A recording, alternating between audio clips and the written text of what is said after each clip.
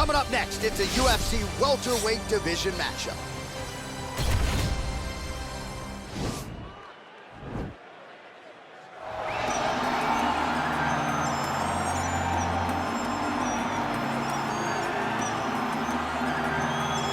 All right, so here he is, one of the more prolific takedown artists in the UFC at present. And when you get some praise from Daniel Cormier, when it comes to your offensive takedown game, you know you're doing something right. And we talk about wrestlers and judo players and grapplers, but this guy just combines all of that. He is able to use foot sweeps from the grappling game. He is able to use throws from judo, and he's able to use wrestling from the wrestling game to take people down. He has an array of takedowns at his disposal, and he uses every single one of them. From the speed of the level change to the timing to the knowledge of where to go next. When the guy starts to defend, he's truly, truly something special. I don't think he could take you down, but tonight he doesn't have to. So he does not in this matchup, prevailing wisdom is he'll be able to get this fight to the canvas. Well, pretty much every time out in the UFC, DC, this man has put on a striking clinic, and that is his methodology coming in here tonight. He'll try to keep the fight on the feet. And that's why we tune in, right? That's why we tune in. We tune in to see guys that are dynamic. We tune in for the speed. We tune in for the knowledge of the striking game, the ability to set traps, the ability to find the jab, the ability to find the right hand, the right kick, the left kick, the knees, the elbows. He truly uses every weapon that he has in his arsenal to try and finish his opponents.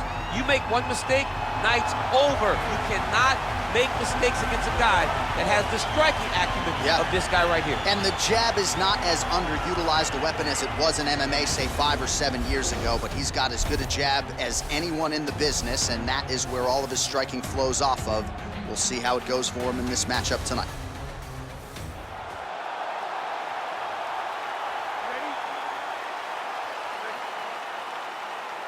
All right, so here we go with round one. Seems to be a situation in which he wants to do everything in his power to keep this fight on the feet. He'd appear to have a lot of advantages at distance. We'll see if he can get it done tonight. Yes, he has all the advantages because we don't see many specialists anymore in the UFC.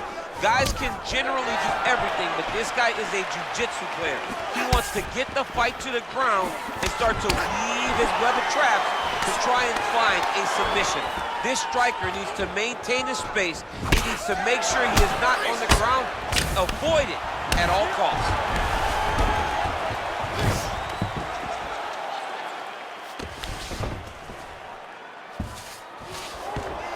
Strong bottom work here, staying busy.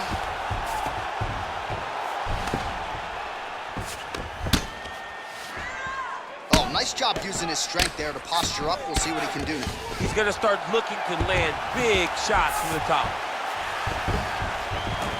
Oh, and he escapes up to his feet. Very nice. Oh, nice. Nice.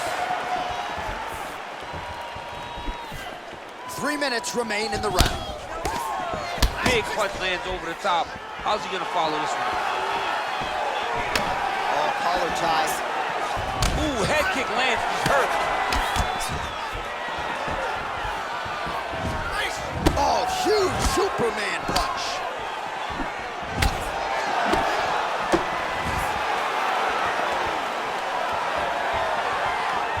Just misses there with the left. A little single collar tie there. And there comes the separation now.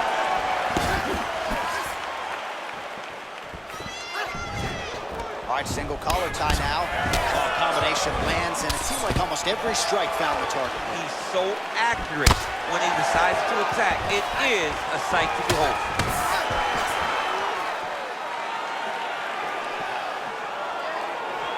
The right hand just misses. Powerful leg kick lands. Just out of range with that strike.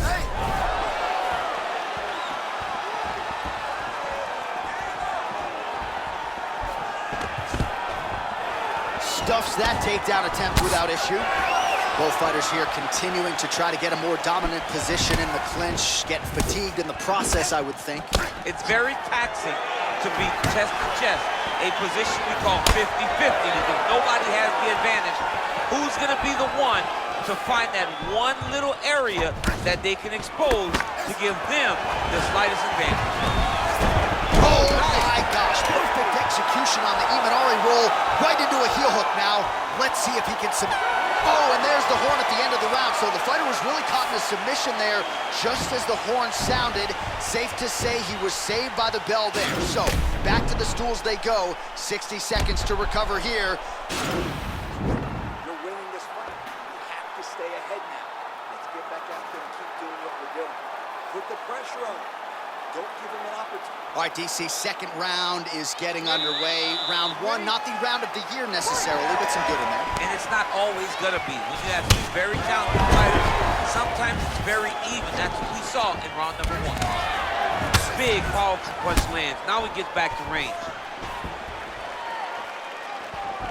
Oh, wicked nice leg kick there, DC. Can't take too many of those.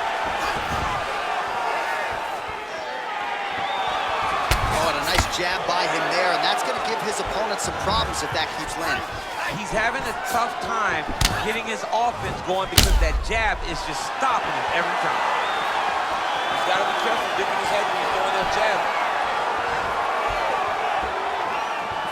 All right, so he's landed some good shots tonight, but this is not a combo meal, right? No three-peat. Oh, that was a big... And this might just be a matter of time. Oh!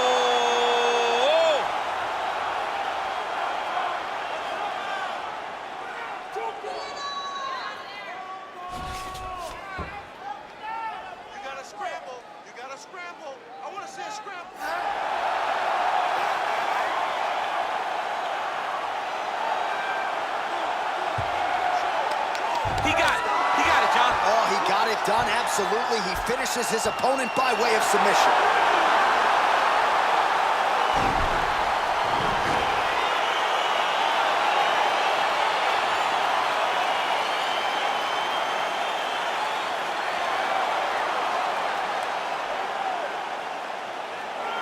All right, so a wild round and a wild sequence there on the ground, DC. Talk us through the highlight. He's such a phenomenal grappler. I don't understand how people don't know that this guy wants to submit you. He is the best grappler, best submission specialist we've seen in a long time. Now we go inside the octagon. Bruce Buffer with the official decision. Ladies and gentlemen, referee Yves Levine has called a stop to this contest at 1 minute, 59 seconds of round number 2. Declaring the winner by tap out, Diesel! Well, the celebration is on in his corner, and hard to blame these guys.